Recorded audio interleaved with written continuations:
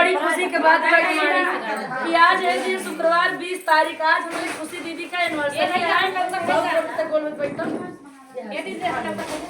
बस और देखा जाए दीदी आज आई है, दिल्ली से आए हैं, लेकिन हम परिचय बता रही आप सबके बीच में कि हम दोनों जनी एक साथ में पढ़त रहे। थोड़ा तिरछाई से कर हम बोलिए थोड़ा हल्का सा हम बोले के मौका न देंगे हमारे फौजी लोग भैया। तो आप सबका कहीं तो वीडियो शेयर कर जाए हम और हमारे खुशी दीदी देखा जाए कैसा लागत है।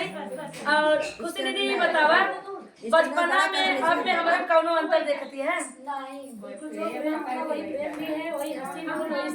हाँ कहो दीदी, लेकिन बदमाशी बहुत करते रहे ना।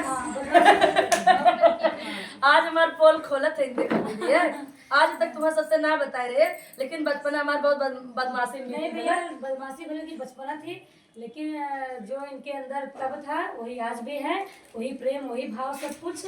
और ना ये किसी को न गलत कहती थी न गलत सुनती थी। बहुत बहुत धन्यवाद आपको। सही बात है, यही बात हकीकत हमारे अंदर।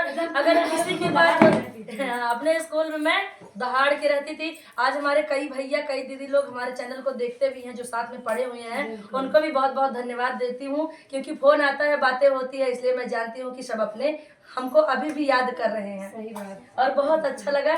और खुशी दीदी आज एक गाना सुनाओ अपने एनिवर्सरी पर। पहले हम सुनाई सुना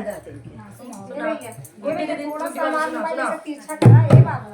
दोस्तों हमारी खुशी दीदी का आज एनिवर्सरी है, तो इनके लिए हम भगवान से दुआ करते हैं कि भगवान इनका सुहाग बनाए रखे। गाना के माध्यम से सुनिएगा। बनल रहनाई हरवाया दीदी, बनल रहे ससुरावा, बनल रहनाई हरवाया दीदी, बनल रहे ससुरावा, बनल रहनाई हरवाया खुशी दीदी, बनल रहे ससुरावा, बनल रहे हरवाया खुशी दीदी, बनल रहे ससुरावा, लंबी रहे तोरे पिया के उमरिया, साजल रहे सिनुरवा, लंबी रहे हमरे जिया के उमरिया, बनल रहे सिनुरवा, साजल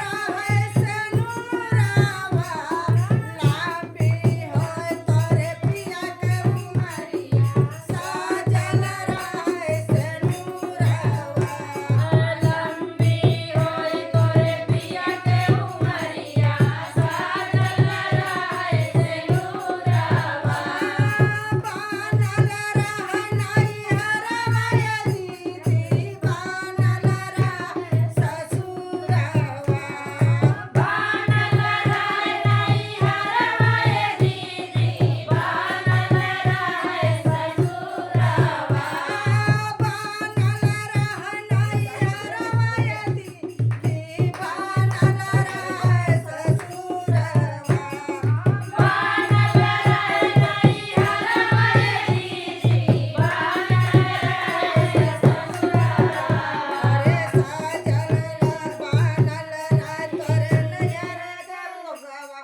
बनल रहे सिनुरवा, बनल रहे तोरे नैहर के लोगवा, बनल रहे सिनुरवा, साजल रहे तोरे गोदी का सिंगारवा, साजल रहे तोरे गोदी का सिंगारवा, जुग जुग जिए लाला नावा, बनल रहे तोरे गोदी के ललनवा, जुग जुग जिए ललनवा, जुग जुग जिए तोरे गोदी का ललनवा, साजल रहे सिंगारवा, जुग जुग जिए तोरे गोदी के ललनवा, साजल रहे सिंगारवा, जुग जुग बढ़